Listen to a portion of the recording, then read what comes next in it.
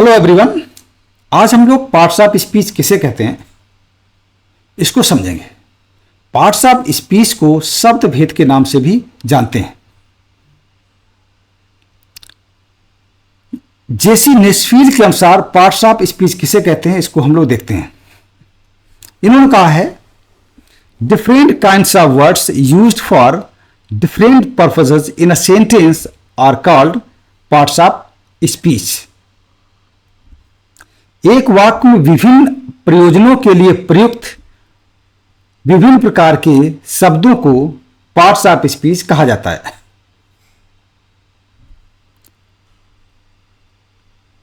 अलग अलग प्रयोजन हो सकता है एक सेंटेंस में शब्दों का। सेंटेंस फर्स्ट यहां पर आप देख रहे होंगे, प्लीज वाटर द रोजेस, यानी गुलाब के पौधों को पानी दे दो या पानी डाल दो। यहां वाटर जो वर्ड है ये वर्ब का काम कर रहा है या वर्ब का फंक्शन कर रहा है। टेक सम वाटर, यहां पर वाटर जो शब्द है वो नाउन का वर्क कर रहा है। अब वाटर वर्ड, यहां पर वाटर जो शब्द है वो एडजेक्टिव का वर्क कर रहा है। और जो ये वाटर वर्ड शब्द इन सेंटेंस में फंक्शन कर रहा है या काम कर रहा है, उस फंक्शन के अकॉर्डिंग हम उनको पार्ट्स ऑफ स्पीच के वर्ग में हम रख सकते हैं।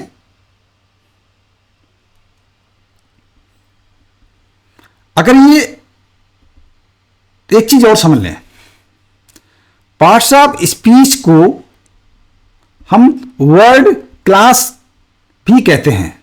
वर्ड क्लास के नाम से भी इसको जानते हैं। वर्ड क्लास ही होता है, दरअसल ये शब्दों का वर्ग ही होता है पार्ट्स ऑफ स्पीच। कैसे हो सकता है? जो किसी पर्सन, प्लेस या थिंग्स का नेम बताएंगे, ऐसे वर्ड्स को हम नाउन के वर्ग में रखेंगे, ठीक है। और जो प्रोनाउन का काम करेंगे उनको प्रोनाउन के वर्ग में हम रखेंगे, ठीक है। यही डेफिनेशन भी इसकी बता रही है। अब हम देख सकते हैं, on the basis of what function the words perform in a sentence, we can classify them into word class or parts of speech. ये शब्द सेंटेंस में जो परफॉर्मेंस करते हैं या कार्य करते हैं उसके अनुसार इनको हम शब्दों के वर्ग में रख सकते हैं, जिसको हम पार्ट्स ऑफ स्पीच भी कहते हैं। जैसे हम यहां पर वाटर वर्ड के विषय में बात कर रहे थे। वाटर वर्ड को हम जब ये वर्ब का काम करेगा उस समय इसको हम वर्ब के कैटेगरी में रखेंगे। जब ये नाउन का वर्क करेगा तो इसको नाउन की कैटेगरी में रखेंगे। एडजेक्टिव का काम करेगा तो इसको हम एडजेक्टिव की कैटेगरी में रखेंगे, जो कि अलग अलग समूह है, शब्दों का वर्ग है। यानी किसी वाक्य में शब्द क्या कार्य करते हैं उसके आधार पर हम उन्हें शब्द वर्गों में वर्गीकृत कर सकते हैं। बहुत अच्छा दिया है। किसी वाक्य में शब्द क्या कार्य करते हैं उसके आधार पर हम उन्हें शब्द वर्गों में वर्गीकृत कर सकते हैं। जैसे सेंटेंस हम फर्स्ट ले लें, यहां Maharana Pratap was a brave king। यहां महाराणा प्रताप जो वर्ड है वो किसी पर्सन का नेम बता रहा है। ऐसे शब्द जो किसी पर्सन का नेम बताते हैं उसको हम नाउन के नाम से जानते हैं। तो इस शब्द को हम शब्दों के वर्ग नाउन में रखेंगे, यानी महाराणा प्रताप को। उसी तरीके से आप ब्रेव किंग, यहां पर ब्रेव वर्ड जो है वो किंग को मॉडिफाई कर रहा है या उसकी विशेषता बता रहा है। यहां ये शब्द विशेषता का बताने काम कर रहा है, मॉडिफाई करने का काम कर रहा है, किसको? नाउन को। तो इस ब्रेव वर्ड को, शब्द को हम एडजेक्टिव वर्ग में हम रखेंगे। सेंटेंस सेकेंड देख लेते हैं। Reena is not at college today, she is ill. हम इसको इस तरीके से भी कह सकते थे, Reena is not at college today, Reena is ill, लेकिन नहीं। सेकेंड सेंटेंस जहां पर सी है वहां पर हमने रीना की जगह सी का प्रयोग किया है। यानी ऐसे वर्ड, और रीना यहां पर क्या है? नाउन है। ऐसे वर्ड्स जो नाउन को रिप्लेस करते हैं या नाउन की जगह प्रयोग किए जाते हैं, उनको हम प्रोनाउन के नेम से जानते हैं। तो यहां पर ये जो शब्द वर्ड है सी, ये प्रोनाउन का काम कर रहा है, तो इसको हम प्रोनाउन के वर्ग में हम रखेंगे, क्योंकि काम ही इसका है प्रोनाउन का। सेकेंड के बाद हम थर्ड सेंटेंस देख लेते हैं। He plays skilfully. Plays skilfully, उसका खेलने का तरीका बहुत ही कुशल है, बहुत कुशलता के साथ खेला। तो ये स्किलफुली जो वर्ड है, ये प्ले वर्ब को मॉडिफाई कर रहा है इस सेंटेंस में।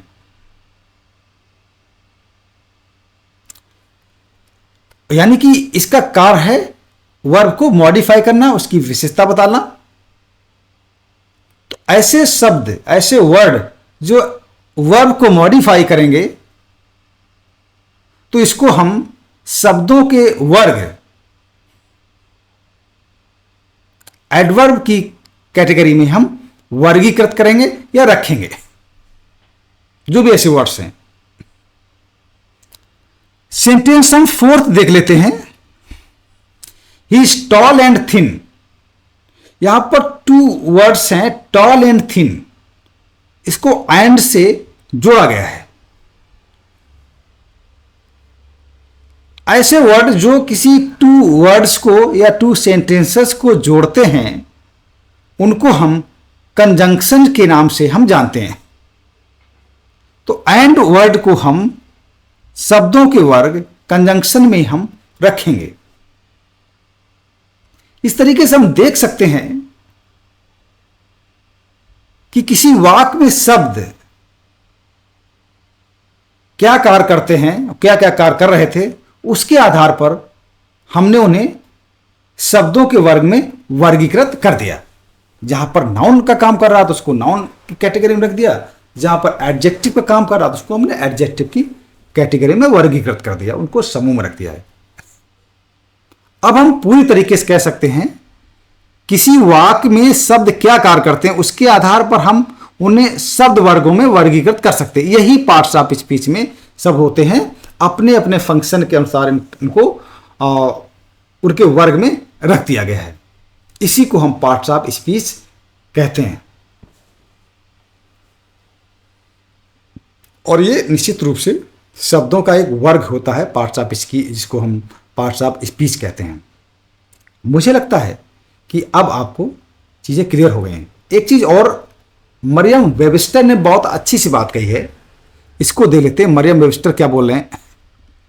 A traditional class of words, यानी एक शब्दों का परंपरागत वर्ग, परंपरागत ही है, ट्रेडिशनल ही है, नाउन प्रोनाउन जो भी है, distinguished according to the kind of idea denoted and function perform in sentence. इनका कहना है शब्दों का एक पारंपरिक वर्ग है, यही जो नाउन प्रोनाउन होते हैं, एक वाक्य में दर्शाए गए विचार के प्रकार, कि वो वाक्य में क्या विचार प्रकट कर रहे हैं, और किए गए कार्य के अनुसार अलग अलग होते हैं। बिल्कुल अलग होते हैं। कुछ शब्द आपका नाउन का काम करेंगे, कुछ प्रोनाउन का काम करेंगे, कुछ वर्ब का काम करेंगे। ठीक है, तो कहने का मतलब है ऐसे जो समूह शब्दों का एक समूह जो होता है, जो इसमें फंक्शन के अकॉर्डिंग जो शब्दों को हम रखेंगे या वर्गीकृत करेंगे, उसको हम पार्ट्स ऑफ स्पीच के नाम से जानेंगे। मुझे लगता है कि आपको पार्ट्स ऑफ स्पीच की कॉन्सेप्ट पूरी क्लियर हो गई हो। अगर आपको ये लेक्चर पसंद आए तो इसको आप सब्सक्राइब कर लीजिएगा, क्योंकि नेक्स्ट वीडियो जब अपलोड करेंगे तो उसकी नोटिफिकेशन आपको आएगी। यदि आप सब्सक्राइब नहीं करेंगे तो नोटिफिकेशन नहीं आएगी और एक बहुत ही अच्छे टॉपिक से आप वंचित रह जाएंगे। Thank you very much.